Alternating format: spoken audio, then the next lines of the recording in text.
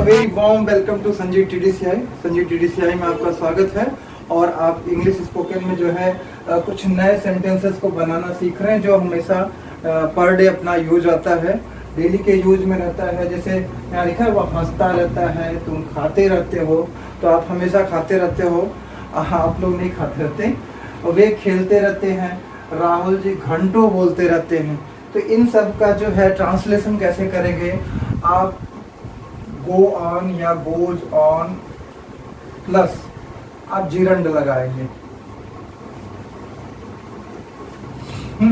जैसे यहाँ पे लिखा है वो हंसता रहता है, तो he goes on laughing, LAUGH। वो हंसता रहता है, ठीक है, वो हंसता रहता है। उसके बाद अगला सेंटेंस था अपना तुम खाते रहते हो।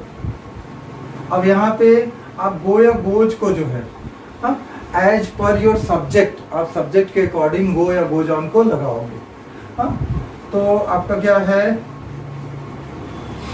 You go on eating, EATING, you go on eating, ऐसा रहेगा।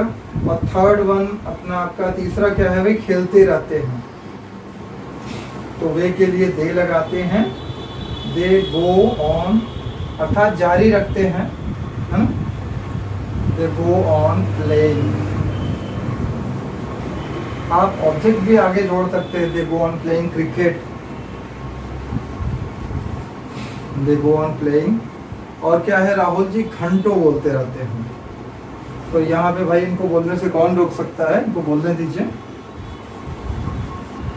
तो राहुल जी गोज ऑन,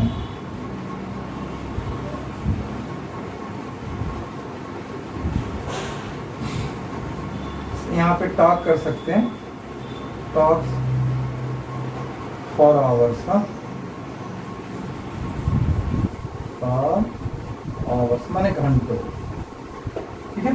इस तरीके से देखा आपने, इस तरीके से और भी ढेर सारे सेंटेंस जो है आप बना सकते हैं। ये गो और गोज, गो ऑन, गो या गोज यहाँ पे लिखा है ना, गो गोज ऑन लगा करके जीरंड लगाएंगे आप, ठीक है। जीरंड बताया था कि क्रिया में जो है ING लगा करके, है ना, ये आप जीरंड बनाते हैं उसको। तो यहाँ पे देखिए लाफिंग है, ईटिंग है, ठीक है। तो टॉकिंग यहाँ पे रहेगा, जब उसके अकॉर्डिंग जो है टॉकिंग फॉर आवर्स, घंटों बात करते रहते हैं। अब देखिए दूसरे तरह का सेंटेंस किस तरह का दिखाई दे रहा है। यहाँ दूसरे प्रकार का सेंटेंस है, वो हंसता ही रहता है। यहाँ देखिए इससे डिफर है, ये वो हंसता रहता है, यहाँ पे वो हंसता रहता है, वहां पे दिया, यहाँ पे लिख रहा है वो हंसता ही रहता है। इस सेंटेंस से ये पता चल रहा है कि वो हंसने के अलावा कोई काम करता ही नहीं। तो यहाँ पे किस तरह का? तुम खाते ही रहते हो, कि आप खाने के अलावा कुछ नहीं करते, और भी काम करो, पढ़ाई भी करो, साथ में थोड़ा बहुत खेला भी करो, खाते ही मत रहो। तो यहाँ पे इसको कैसे बनाएंगे? यहाँ पे आपको लगाना है डू या डज लगाना है, डू या डज, और डू या डज लगा करके नथिंग बट लगा करके आप यहाँ पे इन्फिनिटिव लगाएंगे, वो भी बिना टू के। जैसे बताया गया था इन्फिनिटिव बनाने के लिए, जैसे टू ईट खाना, टू स्लीप सोना, ऐसा।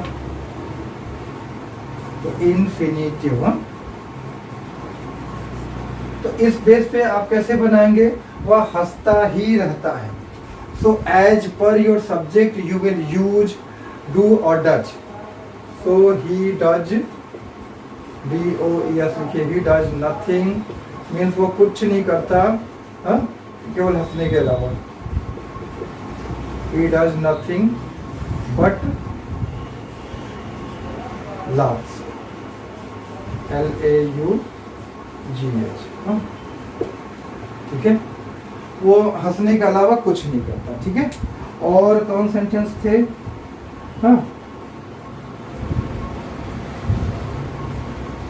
तो he does nothing but laugh हो गया, और उसके बाद क्या रहेगा, तुम खाते ही रहते हो। यहाँ पे है ना यू, अब यहाँ पे डज इसलिए लगा क्योंकि ही था, और यहाँ पे आप लगाएंगे you do eat, sorry you do nothing but eat, nothing but eat, है ना।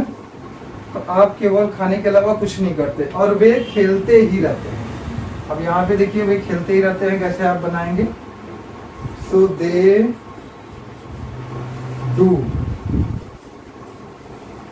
Nothing but play,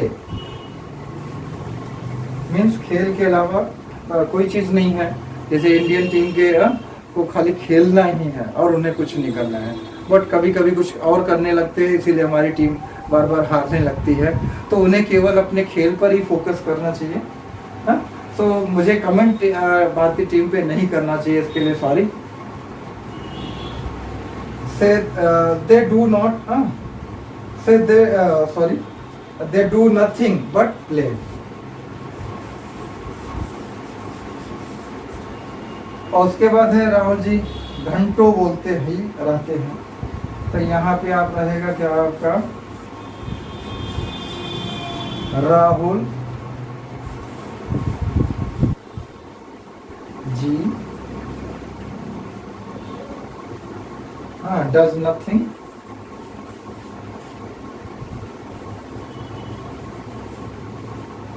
but talk,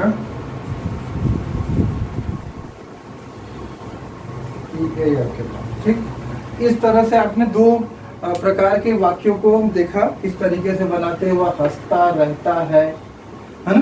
तो यहाँ पे हंसता रहता है वो कंटिन्यूटी दिखा रहा है, और यहाँ पे वो हंसता ही रहता है, मीन्स उसको हंसने के अलावा कोई काम नहीं है। तो इस तरीके से इसको गो और गो जॉन लगा करके जीरण लगाते हैं इसमें पहले तरह के वाक्यों में। और दूसरे तरह का जो वाक्य आपने सीखा उसमें अपना यहाँ पे डू या डज लगा के डू डज नथिंग बट, और उसके बाद जीरण लगाएंगे, वो भी सॉरी इन्फिनिटिव लगाएंगे, वो भी बिना टू के। तो इस तरीके से ये क्लास आपको अच्छा लगा होगा। तो अगर क्लास अच्छा लगा तो चैनल को लाइक करें, वीडियो को लाइक करें और चैनल को सब्सक्राइब करना ना भूलें, और अपने दोस्तों में से जरूर भेजें ताकि उन्हें भी इसका लाभ मिल सके। तब तक के लिए नमस्कार।